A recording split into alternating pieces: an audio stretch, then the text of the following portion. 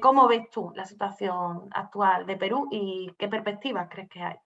Bueno, primero aclarar que yo estoy lejos y estoy viendo desde fuera, ¿no? Hay mucho que no voy a poder transmitir del día a día, intento hablar con gente para que me lo intentar yo también sentirlo, pero hablo también desde la distancia, ¿no? Eh, eh, a ver, ¿qué es lo que parece que hay? Hay una sensación de hartazgo generalizado. Eh, los sectores más olvidados del país, además de no necesariamente sectores olvidados, pero sectores en provincia, digamos, es lo que Héctor Béjar, que es un científico social muy reconocido en Perú, decía, ¿no? Estas nuevas burguesías de provincia también, ¿no? Que también han surgido, que me parece un punto interesante, ¿no? Pero en general hay un Perú que está reclamando un país diferente, un país mucho más inclusivo. Por ejemplo, uno de los temas para la nueva constitución es que se reconozca la plurinacionalidad. En fin, hay todo un tema ahí de las consecuencias del neoliberalismo por 30 años y que ha llevado a una situación bien compleja en el país, donde sí hay mucha gente olvidada, mucha gente pobre, mucha gente que ha hecho dinero, pero que no entran a esa oficialidad limeña, por así decirlo. Entonces, estos grupos, estos sectores en el país se organizaron con un partido, ganaron las elecciones. Claro, no es que Perú Libre ganó las elecciones, fue la alianza de Perú Libre con los grupos, con los movimientos sociales, ¿no? Y en realidad Pedro Castillo, ahora uno se da cuenta, o sea, la gente no es que, o sea, votó por Perú Libre porque estaba Castillo, ¿no? Él era el que llevaba todo esto, ¿no? Hicieron lo que supuestamente se hace en cualquier democracia liberal, ¿no? O sea, compites con una agenda, ganas las elecciones y, vimos lo que pasó. No solamente lo que pasó el 7 de diciembre, sino que desde el día que ni siquiera asumió el poder, desde el día en el que se le declaró ganador, le han hecho la vida imposible. Entonces, no dudo que en su gobierno haya habido errores, haya habido problemas, no sé el tema de corrupción, porque de repente todas esas pruebas que decían han desaparecido, y si ha sido corrupto va a tener que pagarlo, digamos, pero la gente, sobre todo en provincias, o sea, lo que veía era a esta persona que es como nosotros, que hemos hecho que gane las elecciones, no le están dejando trabajar. Y al momento de sacarlo,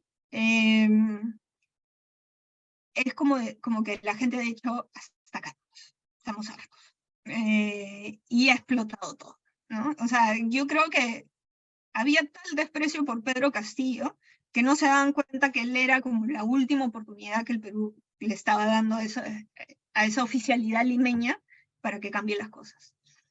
El problema que yo veo es que, claro, son grupos, organizaciones, y me da la impresión de ser un poco parecido a lo que pasó con la primavera árabe, ¿no? Hartazgo, grupos, no hay un liderazgo, no hay una estrategia. Entonces, el riesgo, hay varios riesgos ahí. Es que aparezca un outsider. Ya el Perú pasó por un momento similar, digamos, y fue cuando apareció Fujimori. Entonces, que no aparezca otro Fujimori que nos lleve a una situación peor. Digamos, que se disipe la protesta, ya que la gente se harte. Lo que este gobierno de facto está haciendo con sus acciones es lo contrario, pero puede pasar que cambien de estrategia y al final la gente se canse, porque no hay una estructura orgánica. El Perú es una sociedad civil, o sea, el tejido social del Perú destruido. Y básicamente lo único que más o menos funciona bien es la organización campesina. Y más o menos, ¿no? Ahí están. Pero son varias organizaciones chiquitas. Entonces, ahí el tema, yo creo que hay más riesgos que oportunidades si no se logra articular en un movimiento con una estrategia para tomar el poder, y digo tomar el poder electoralmente, creo que sí, en algo sí estamos de acuerdo todos los peruanos, es que no, que hasta ahorita es que no queremos una guerra civil, no queremos violencia, no queremos ni siquiera tomar el poder por las armas, eso no está en discusión. O sea, lo que se quiere es tomar el poder en elecciones y para implementar esta agenda de cambio, pero no hay esa estrategia, no hay quien lo lidere. Toda la clase política ha quedado desprestigiada, hasta los más extremistas. La izquierda está destruida desde hace mucho tiempo. Entonces ahorita hay mucha incertidumbre. Yo no sé muy bien qué va a pasar. No es como en Bolivia, que hay un MAS sólido. Entonces después del golpe lograron revertirlo, volvió a haber elecciones y esa articulación se volvió a activar y ganó las elecciones de nuevo. Pero y ahora... ya que pones de ejemplo el MAS precisamente en ese proceso tras el golpe en Bolivia se reforzó. Yo creo que vimos como que internamente unos aprendizajes organizativos y una forma de consolidación más fuerte que la situación previa. ¿Crees que también esta situación puede ayudar a empezar a consolidar algo organizativo a nivel de Perú? Eso es mi esperanza, que tal vez no veamos un resultado o una nueva constitución este año o el próximo, pero que a partir de lo que ha pasado ahora ya se reactive la sociedad civil, ese tejido social que se destrozó, porque hay que tomar en cuenta, son 12 años de una época del terrorismo, en el que murió un montón de gente y ahí se destruyó mucho el tejido social. 30 años de neoliberalismo. Más la pandemia, que murieron en Perú, murieron 200.000 peruanos. O sea, ya creo que Brasil superó a Perú en muertes per cápita, pero durante mucho tiempo estuvimos en el primer puesto. Yo ya no he vivido la pandemia ahí, pero por lo que me dicen, la sociedad quedó destrozada. La cantidad de niños huérfanos, o sea, o sea, todo el tejido social o sea, esa es la sociedad en la que empezó esta crisis, ¿no? Entonces mi esperanza es esa, que a partir de esto ya se empieza a ver la necesidad de organización, de construcción, y que se empieza a consolidar un movimiento para ya competir, pero en el mediano, largo plazo, ¿no? Y que después, sí, además... el otro día leía a Héctor Béjar también, que realmente también lo recomiendo, o sea, recomiendo que por favor leáis todo lo que está diciendo Héctor Béjar, porque creo que está haciendo muy buenos análisis, que una de las exigencias que era esa asamblea constituyente, y él decía que eso no era realista, que lo que había que proponer era un proceso constituyente, es decir, ir consolidando, no, porque una asamblea, ¿quién la va a hacer? O sea, los que están ahora no están legitimados. Eso es el problema ahorita, ¿no? O sea, y ahí viene la segunda pregunta, ¿quién lo va a hacer? Y entonces, si no hay nadie que lo haga, ¿qué hacemos? O sea, ¿cómo salimos de esto, no? Es una situación muy sui generis, o sea, yo nunca he visto algo así. Hemos pasado otras crisis, los peruanos, todo eso sí, pero no recuerdo algo como esto, ¿no? Van a tener que salir soluciones nuevas ante esta situación. Pero sí, me gustaría tener una mejor idea o sea, lo único que es, o sea, por ejemplo, volviendo al caso de Bolivia, cuando ya se hicieron las elecciones, tú ya sabías que, o sea, la proyección era que ganaba el MAS. O sea, había como que podías tener cierta tendencia. Acá puede ir para cualquier lado. Entonces, mi esperanza más que nada es que se construya este movimiento y hasta antes de la pandemia, los que decíamos que había que cambiar la constitución éramos un grupo de loquitos. Me incluyo porque yo también ya llevo tiempo pidiendo ese tema, ¿no? Ahora no, ahora está ahí, ¿no? Entonces, yo creo que todavía o sea, todavía este proceso va a estar fuera de la institucionalidad estatal,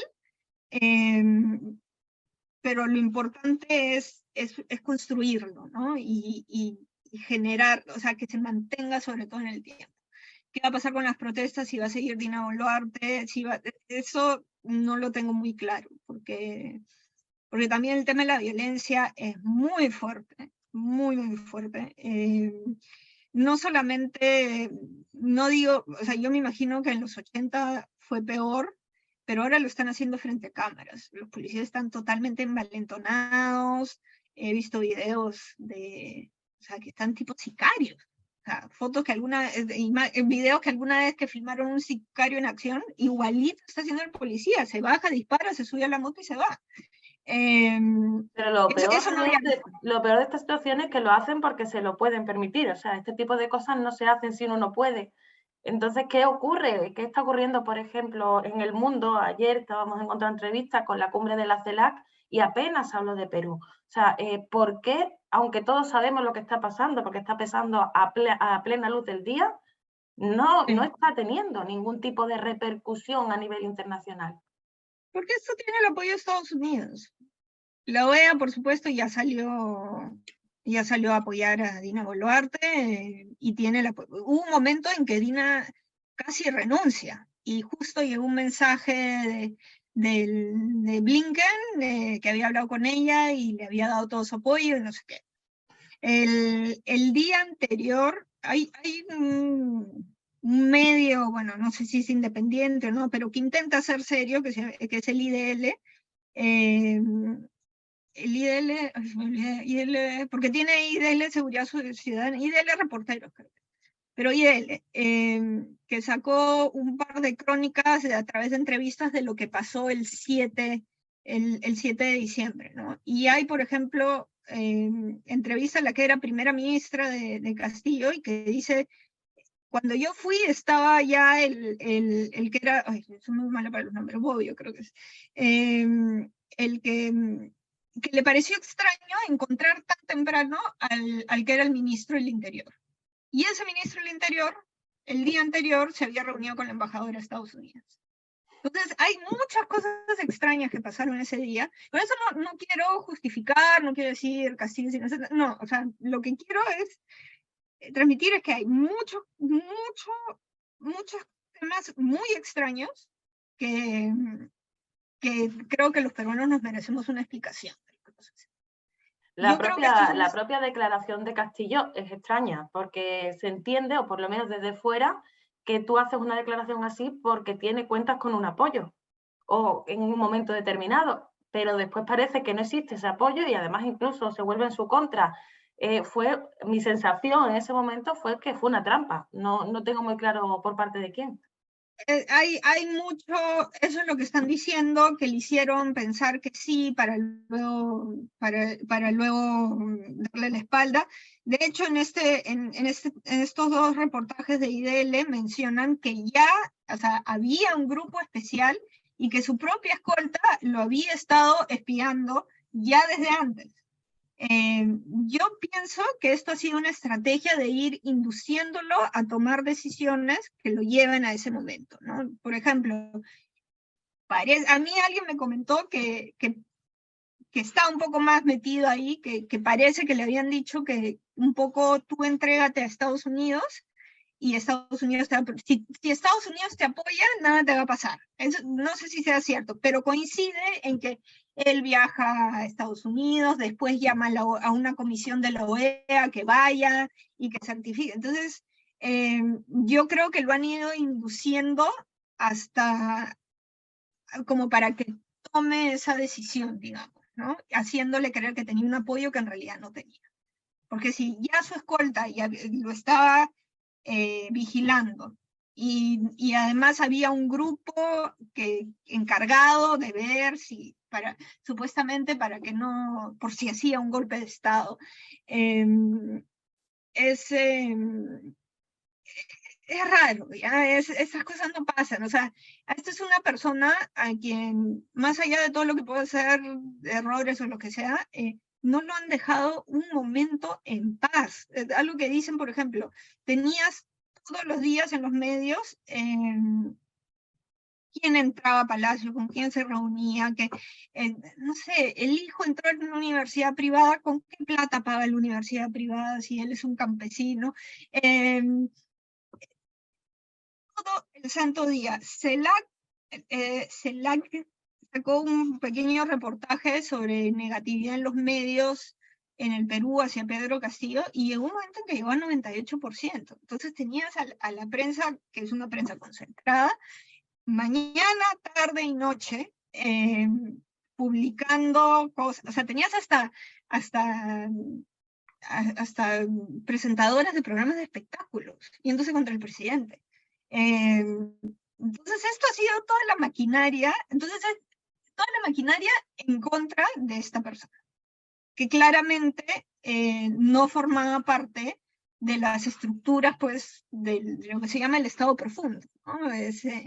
Que son los mismos oligarcas, mafiosos, los medios de comunicación, oligopólicos, los militares, etcétera, ¿no? O sea, siempre como que no se les ha visto mucho porque hasta ahora Perú ha sido el paraíso neoliberal, y este es o sea, digamos, Ollanta Humala medio que llegó con una agenda, pero cambió, pero este parece ser el único que cedió, pero no abandonada del todo la agenda. Y a mí me parece más que la realidad, digamos, la podredumbre del sistema le ha ido quitando la capacidad de manejo, y coincide que él termina quedándose con un entorno pequeño, pero de gente de su confianza, muchos de su misma zona de origen, algo que es súper común en Perú. Perú, no tampoco he visto alguna estadística actualizada, pero hace unos años tenía uno de los índices de desconfianza más altos de la región. Solamente estaba por debajo de Brasil. Entonces en Perú, o sea, vives en una desconfianza constante hasta de tu vecino. Eso es lo que te decía también del tejido social que se había roto, ¿no? Y es muy común que te termines asociando con gente de tu tierra, de gente de tu mismo origen, confías más que en otros. Entonces sí coincide que yo creo que él ha querido intentar cambiar, y se ha asociado con gente que él pensó que podían ser confiables y que también han sido una joyita tras otra, ¿no? No, Pero de hecho le hace quitarse de en medio a varios aliados o posibles aliados en una coyuntura complicada, como el propio Héctor Béjar, que estamos hablando ahora, que fue una presión también para su dimisión, y otros cargos. O sea, han intervenido completamente en ese gobierno desde fuera, desde el principio. Pero es que era todo el tiempo. Y mira, por ejemplo, él termina siendo todo, o sea, porque Héctor Béjar, cuando él salió, dijo en una entrevista que para él veía a Castillo como un hombre bueno, que quería cambiar las cosas, pero que si seguía, o sea, dijo, yo soy el primero de muchos, y si sigue en este ritmo, lo van a dejar aislado y lo van a bajar, ¿no? Alguien como Anaí Durán, que ha sido ministra, que es una persona de izquierda, además investigadora muy, muy capaz, que es alguien que a mí me genera confianza, se quedó con él de aliado y lo aprecia, lo considera, y ha estado trabajando como su asesora. Entonces, ellos tienen una imagen de él. Después, al mismo tiempo, los opositores, digamos, de los sindicatos de docentes, dicen que es un vendido, que lo único que quiere es asegurar los intereses para su gente, que él nunca ha sido de izquierda, no sé qué. Después, que es un bruto, que no sabe gobernar, que él no hace nada, que, en fin. Después es un bruto que no sabe gobernar, pero también resultó ser tremendo corrupto, que sí, o sea, que sin tener ninguna experiencia dentro del Estado, en poco tiempo logró armar una red de corrupción y ya se estaba cargando medio Estado con él. Al final, ¿qué es Castillo? No, no sé, o sea, y no sé, o sea, es difícil sacar, porque todos reflejan en él algo, o sea, ven en él algo diferente. Y bueno, y para la población no habrá sido el hombre perfecto, el presidente perfecto, pero al menos era como ellos y estaba intentando, Bueno, y no sé cómo lo cambiar verás, las pero cosas. la situación actual a mí me da la impresión que ha reforzado el papel ya no solamente político, sino simbólico de Castillo. O sea, el hecho Sí, de, sí, el hecho de cómo han transcurrido las cosas y se ven las protestas ha convertido a Castillo en un símbolo de la lucha también ya. sí. Yo, por lo que he escuchado, sí, sobre todo grupos del sur del país, porque hay lo que he escuchado es que ahorita la demanda común es que se vaya Dina Boluarte y que haya nuevas elecciones. Esa es como la demanda común, pero cada vez más gente también pide la Asamblea Constituyente y que hay sectores que también piden, algunos la liberación y algunos incluso la restitución de Pedro Castillo. Está como que todo muy mezclado, no hay una plataforma clara. En general es ya esta situación nada más, el sistema ya no da para más, y como te digo, no sé si lo vayan a restituir, no creo, pero sí él está luchando la libertad, ¿no? Y si logra salir en libertad, yo espero que él también entienda su rol histórico y pueda posicionarse y liderar los cambios, porque ahorita creo que él es el único que tendría esa capacidad de movilización del pueblo, no hablo de un sector pequeño de Lima, para de verdad hacer los cambios que la gente está pidiendo, ¿no? Porque en verdad, algo que sí me sorprendió de este último mes es que se sabe muy poco de lo mal que se vive en el Perú, de la situación, digamos, crítica del ciudadano de pie en el día a día, de los sueldos de miseria, o sea, todo escondido bajo las grandes cifras macroeconómicas, pero los sueldos son una porquería, la inseguridad,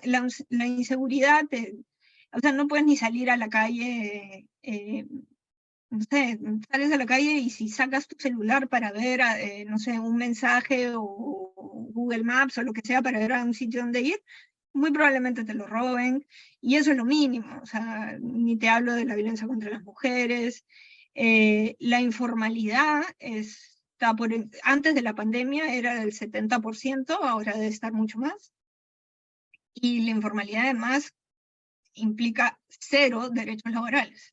En la formalidad, o sea, en general en las empresas hay una cultura muy maltratadora, y si se te ocurre quejarte, te judicializan y ahí te quedas en el Poder Judicial con un caso en tu contra, ¿no? No hay justicia en el Perú. Entonces, eso en el día a día, esa es la realidad del Perú. Y todavía hay mucha gente que vive así, pero está en contra de las protestas porque creo que tiene miedo de perder lo poco que tiene, ¿no? Todavía no. Hay gente que dice ya la gente está despertando y se empieza a creer que sí se puede tener un país diferente. A mí Pero, el otro día me llegaban, en relación con lo que estabas diciendo, me comentaba un compañero periodista que está allí, que una de las consignas o de lo que más escuchó estando en el sur de Perú era que no tenían nada, que por lo tanto, como no tenían nada y no tenían nada que perder, pues iban con todo. Eso a lo mejor ahí se vive de una forma, y a lo mejor en la ciudad de Lima sí tienen a lo mejor, aunque sea poquito, pero algo que perder, ¿no? claro, sí.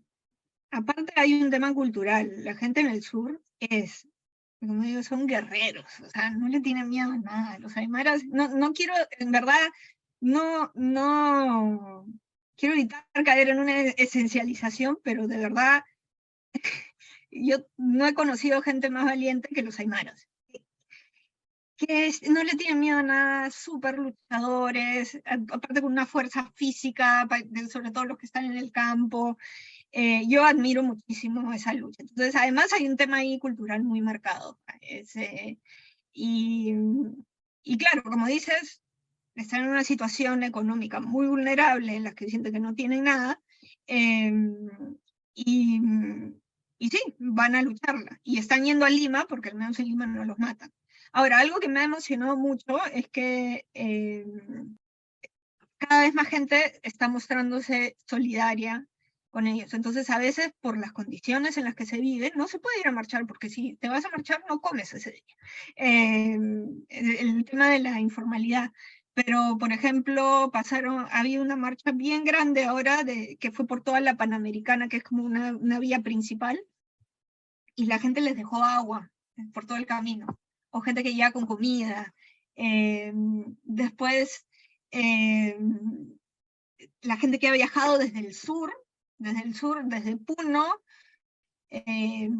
hasta Lima, es casi un día de viaje si no paras. O sea, y se ha filmado varios actos de solidaridad de gente esperándolos incluso en la madrugada para darle comida. Por cierto, la policía ha decomisado buena parte de eso. A ese nivel, o sea, de miseria han llegado. Pero gente preparándole su fruta, o sea, eso yo no lo veía hace mucho tiempo. Entonces eso para mí sí es esperanzador. Como diciendo, yo tal vez no pudiera marchar, pero te ayudo a ti a que mantengas eso, ¿no? Ojalá, es tan impredecible que yo no me quiero ilusionar, pero sí hay elementos para pensar de que sí se puede construir algo. Podemos decir que, en resumen, que Perú está marchando, aunque no sepamos todavía cuándo podemos llegar y hacia dónde. Sí, eso. Ahora, hay mucho también, como te digo, todo esto son mis observaciones desde fuera y de lo que estoy intentando palpar yo a través de la gente, a través de las discusiones que escucho en línea, sobre todo en los spaces. Sí, ojalá puedas también entrevistar a otra gente que está ahí, que te puede dar más luces, ¿no? de la situación. En muchos sentidos, sí estoy igual que tú, viéndolo a lo lejos, ¿no? Solo que claro, yo me hice cientista social para entender mi país, entonces tal vez tengo más elementos para procesar todo lo que estoy viendo, pero yo no recuerdo algo parecido. Y creo que lo principal ahora es empezar a construir, aunque no ganemos ahorita. Es porque ahorita no hay condiciones para un cambio. Y claro, como mencionabas lo que decía Héctor, una constitución ahorita, como, no sé, ¿no? El problema sobre todo es quién la hace. O sea, las mismas personas que están ahora mismo, no puede ser, ¿no? Se está viendo también nuevos liderazgos. ¿Qué pasa también? Algo que no he mencionado es que durante muchos años a los líderes, sobre todo de los movimientos regionales, los han criminalizado. Entonces, hay muchos en la cárcel, muchos no habidos, mucha gente que está asustada. O sea, del Frente de Defensa de Ayacucho han detenido como a 7 personas, muchos de ellos estudiantes jóvenes, y los quieren acusar de terrorismo. Porque ha habido la primera audiencia y el fiscal provisional dijo que que pedir por una nueva constitución era un acto terrorista. Probablemente se caiga, ¿ya? Espero, porque ya ahora, o sea, el nivel de corrupción y ya ni siquiera, o sea, si antes no había justicia, ahora ya la justicia es una herramienta para condenarte, de dominación para la gente que quiera algún cambio. Pero en principio debería caerse esa acusación. Pero ya los han tenido en la cárcel, los van a tener ahí un tiempo, ya los asustan también, son jóvenes, afectan aunque no quieran, ¿no? Entonces, eso también ha sido una realidad del Perú en los últimos años, ¿no? Entonces, llegan estos momentos y es como, ¿y los líderes dónde están? Bueno, muchos de ellos han sido víctimas del sistema ya desde antes. Y muchos se están construyendo también ahora. O sea, es cierto Claro, que... ahora es ¿dónde salen estos nuevos líderes? Ahí, esa parte, como te digo, tendría que estar ahí mismo como para darte como una mirada más completa, ¿no? O a lo mejor tendríamos que estar en el futuro, todavía hay cosas que no sabemos, nos falta información. Sí, sí, sí. Ahorita es seguir día a día en la situación, pero la verdad es que hay cosas en el Perú que son tan impredecibles. O sea, la política peruana siempre ha tenido su cuota de impredictibilidad. Para empezar, nadie se esperaba, ni el mismo Perú Libre esperaba ganar las elecciones, ¿no? Entonces, sí, siempre ha habido eso también, y sobre todo desde el 2016, que hemos tenido tantos presidentes, porque básicamente el Congreso, o bueno, el Parlamento, nosotros le decimos Congreso, eh,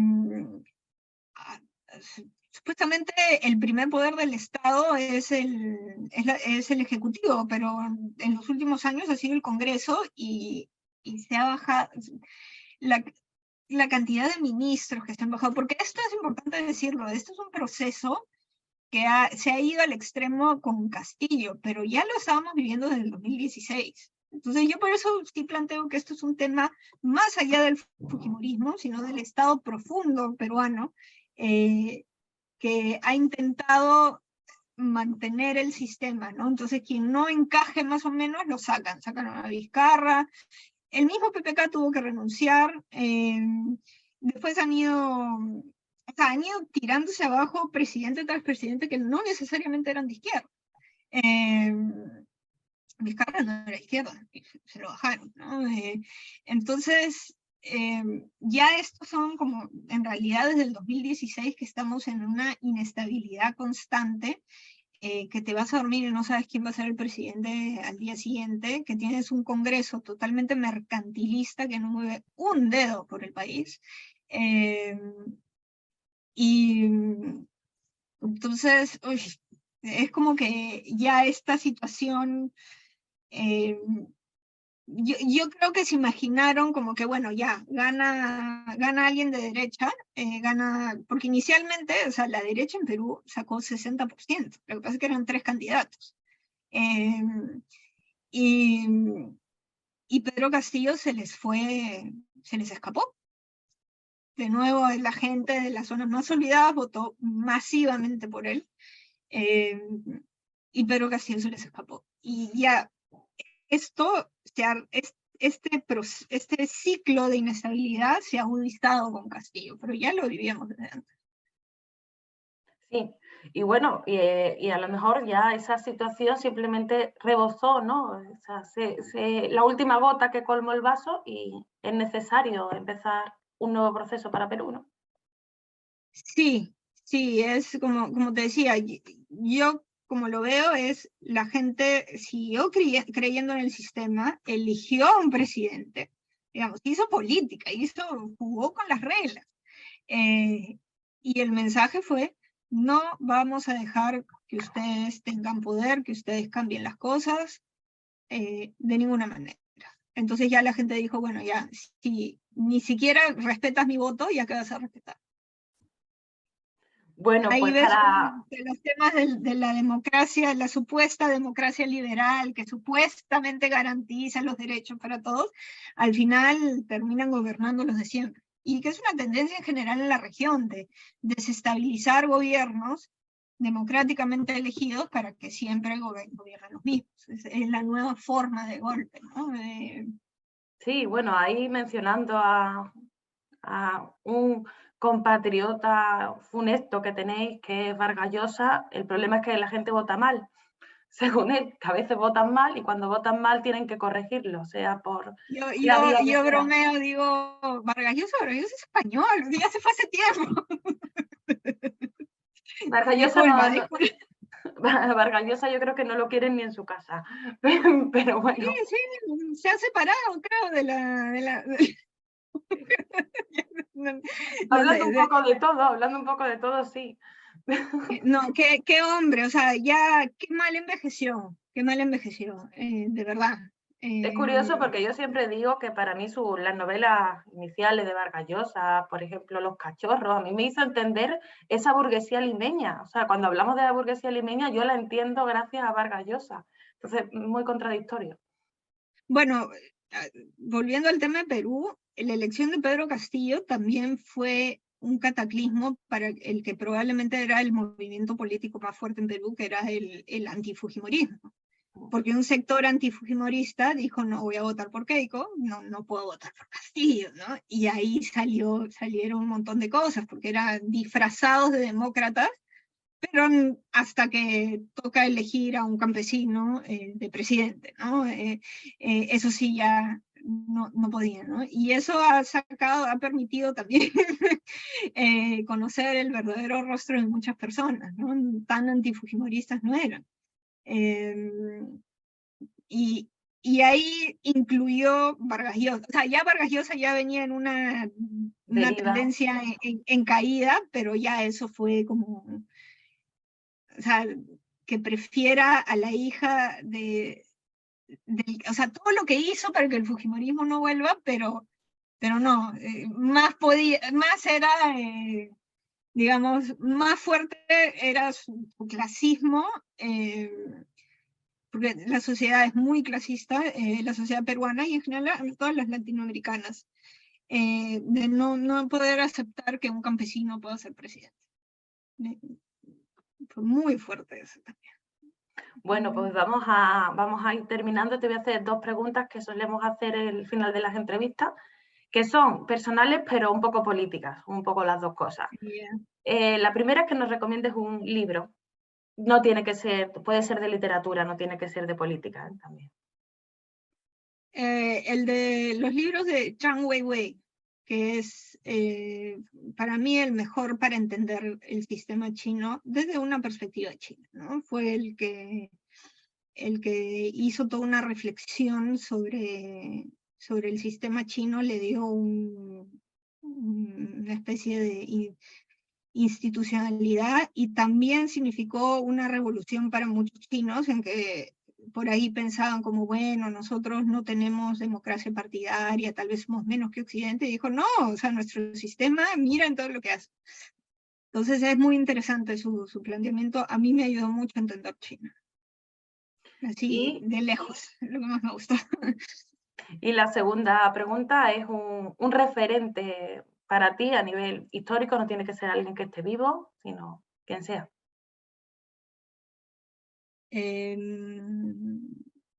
Uy, eso es difícil. Pueden ser varios, porque a veces sé que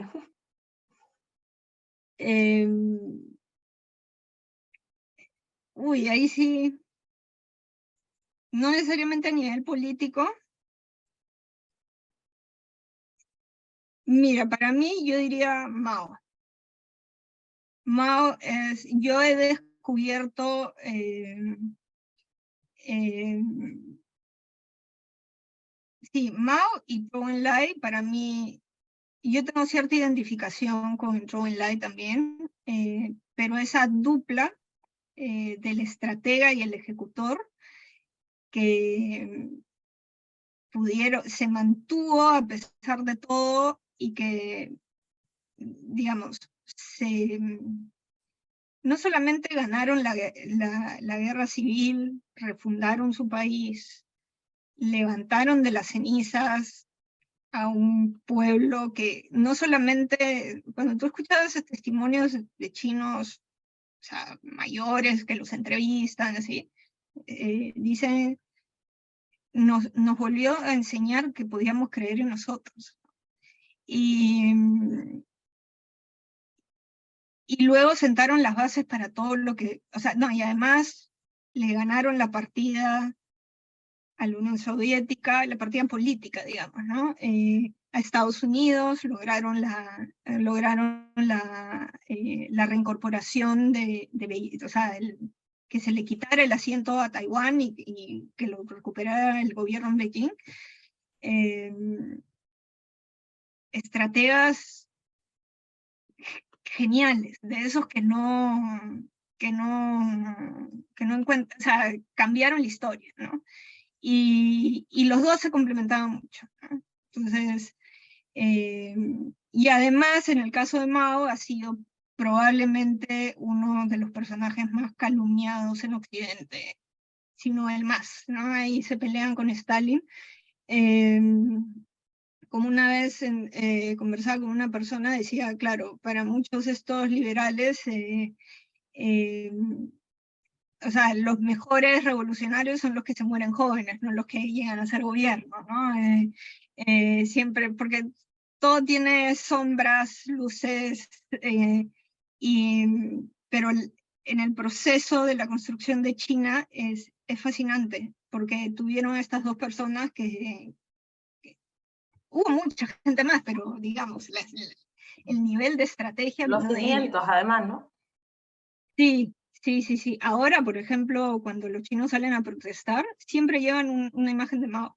Por eso es que muchas veces muchas veces en Occidente no sacan eso, pues porque no van a decir que la gente que protesta contra una decisión del gobierno local o el gobierno nacional en realidad puede ser aún más revolucionaria y más socialista de los que están en el poder, ¿no? Mao fue el gran revolucionario por excelencia. Y incluso su gran tema fue el tema de la revolución cultural, ¿no? El gran problema, digamos, ¿no? Que aún así muchos chinos discuten que a pesar de todo el caos también trajo ciertos cambios sociales. Sí, son esos personajes de la historia que yo me encanta el tema, o sea, en general la historia de la República Popular China, y lograron lo imposible. O sea, contra todos o sea, contra el imperialismo, no solamente era el imperialismo de Estados Unidos, sino estaban todos instalados aquí, se repartieron se repartieron el país. Mira, justo te mencioné lo del museo que es un grupo que peleó contra, no necesariamente, ya era cuando estaba la alianza entre los nacionalistas y los comunistas. Entonces no sé muy bien de qué tendencia política eran.